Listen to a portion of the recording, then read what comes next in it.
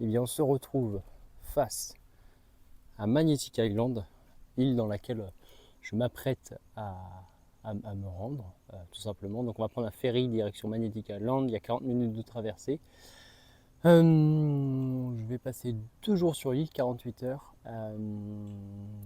C'est parti pour la découverte de Magnetic Island. Je ne sais pas trop à quoi m'attendre, est-ce que ça va être très touristique ou au contraire un peu entre les deux si on va chercher les lieux pas trop touristiques.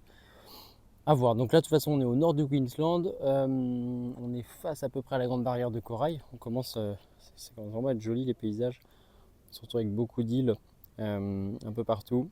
La grande barrière de corail est plus loin.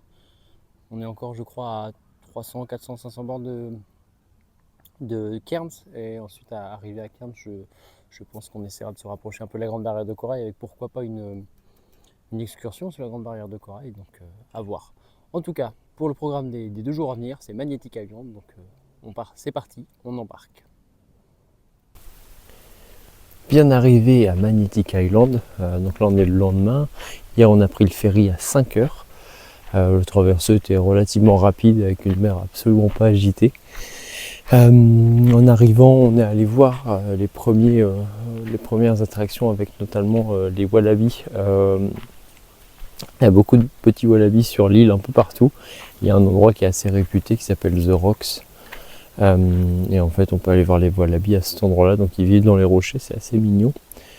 Et puis ensuite on a un peu galéré à trouver un endroit pour dormir. On a vu sur des sites qu'on pouvait éventuellement dormir sur un parking la nuit, mais on est arrivé, il y avait quelques voitures qui ressemblaient à des voitures de personnes qui dorment dedans, et puis au fur et à mesure elles sont toutes parties, donc l'inquiétude est arrivée. Donc on a finalement changé pas mal de places, on a trouvé un emplacement où dormir sur un petit parking à l'écart des villes.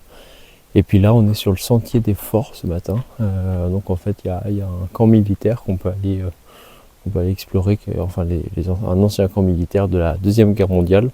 Et le sentier est assez réputé parce qu'il y a beaucoup de koalas qui sont observables, et c'est pas faux. Il y a un premier koala qui est juste là, il est à peine réveillé, hein. Et comme un koala il est à peine réveillé qui se réveille environ jamais, ben, c'est pas sûr qu'il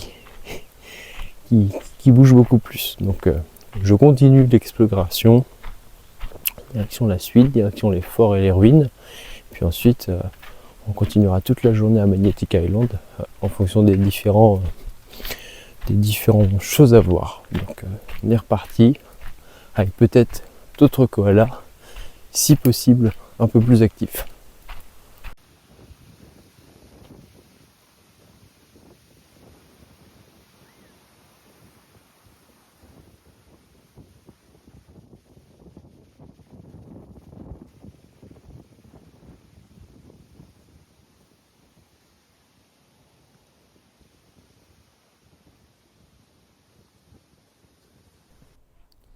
Et bien deuxième journée sur l'île, on s'est quitté hier sur le sentier du fort avec notamment cette rencontre avec le koala. On n'a pas vu d'autres koalas, on n'en aura vu qu'un sur le sentier qui est normalement réputé pour. On a continué l'exploration de l'île avec les différentes plages, que ce soit Radical Bay, Florence Bay, qui sont normalement accessibles en 4x4, mais là le chemin était fermé, donc c'est un peu dommage pour le coup. Donc on a pu accéder à pied via un petit sentier au nord-est de l'île. On a pu également se perdre dans une petite partie de forêt qui est actuellement protégée, où il y a beaucoup de papillons qui évoluent, et c'est assez joli à voir. Il y avait notamment des chauves-souris aussi en partie haute.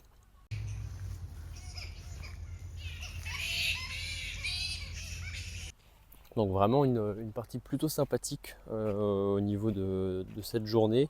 Des airs un peu d'île paradisiaque, j'ai envie de dire. Il y avait des cocotiers, il y avait des petites plages avec des roches et des formations assez surprenantes parfois. Donc vraiment une bonne petite île, bonne découverte à seulement 8 km du continent. Là, le continent est juste là. Donc c'est pas vraiment dépaysant en termes de distance, mais le paysage change. Actuellement, il n'y a pas, je trouve, trop de touristes ou autres, donc c'est plutôt sympa. Contrairement à Rottnest Island que j'avais pu faire à côté de Perth, là on a une île qui semble un peu plus préservée, moins touristique, donc vraiment plutôt sympa. On repart du coup finalement un peu plus tôt que prévu.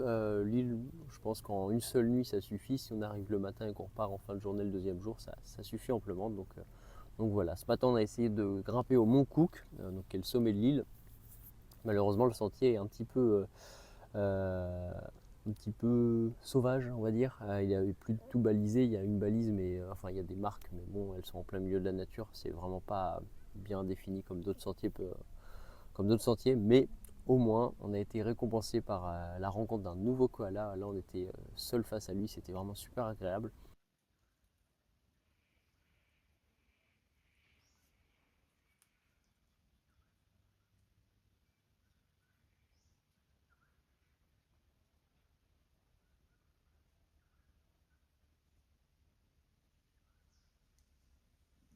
Donc la visite de l'île se termine plutôt bien, plus que quelques heures avant de reprendre le ferry. On va déjeuner tranquillement face à la mer et puis voilà.